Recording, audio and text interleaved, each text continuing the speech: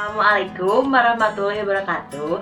Perkenalkan, nama saya Sarah Syafira Rahayu. Pada video kali ini saya akan menjelaskan pokok pikiran tokoh sastra, yaitu Sapardi Djoko Damono. Sapardi Djoko Damono lahir pada tanggal 20 Maret 1940 di Surakarta, Jawa Tengah. Ia blasteran Hindia Belanda. Sebagai anak pertama pasangan Sadioko dan Saparia di Solo, Jawa Tengah. Dia berasal dari Solo, tepatnya di Ngadijaya. Kemudian Sapardi Djoko Damono menikah dengan Ibu Wardiningsih. Mereka dikaruniai dua orang anak. Yang pertama, anak perempuan bernama Rasti Sunyandari.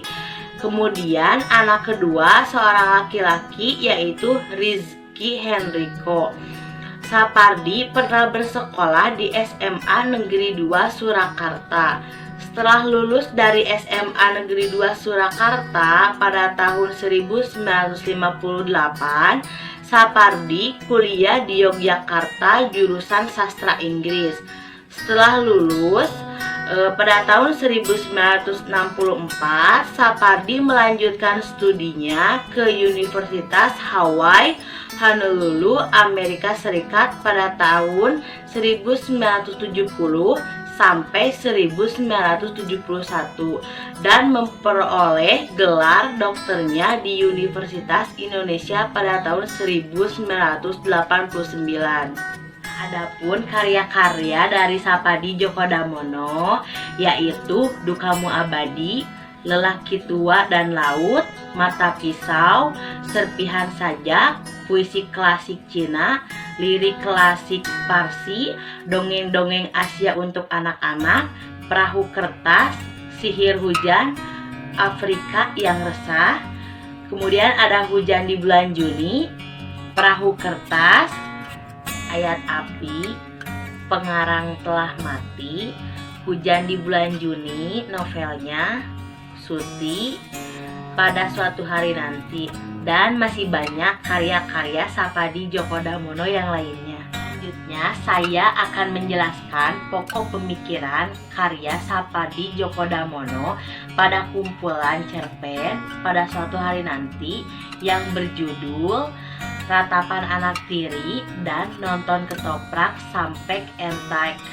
Pokok pemikiran yang pertama yaitu dalam cerita Ratapan Anak Tiri.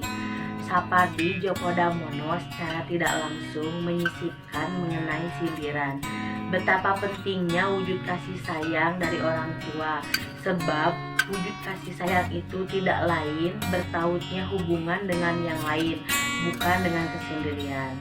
Lalu Sapardi juga menyisipkan sindiran mengenai perilaku orang tua terhadap seorang anak.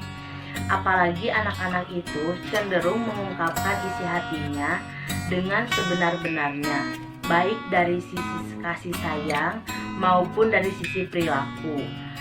Nah, pada intinya karya Sapardi ini berhubungan dengan rasa cinta, yaitu kasih sayang untuk seorang anak. Selanjutnya, pokok pemikiran yang kedua dalam cerita Nonton Ketoprak Sampai Entek.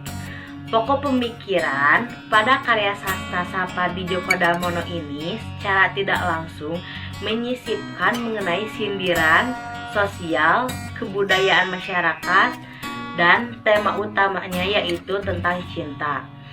Mengenai kehidupan sosial di masyarakat yang menceritakan adat orang miskin tidak berhak untuk mencintai orang kaya. Kemudian, gambaran seorang sampek dan keluarganya yang hidup miskin dari turunan nenek moyangnya. Dalam cerita itu juga orang miskin sudah pasti menjadi orang miskin, dan begitupun sebaliknya orang kaya akan menjadi orang kaya. Nah, seharusnya orang miskin mampu berusaha mengubah tradisi dan kebudayaan itu sehingga tidak terjadi lagi perbedaan sosial yang memisahkan cinta dan tidak ada diskriminasi. Nah, jadi dari pokok pemikiran kedua cerita tersebut, tema besarnya yaitu cinta. Baik teman-teman, itulah pokok pemikiran dari karya Sapadi Djoko Damono. Mungkin cukup sekian pemaparan dari saya. Jangan lupa like, komen, dan subscribe. Terima kasih. Wassalamualaikum warahmatullahi wabarakatuh.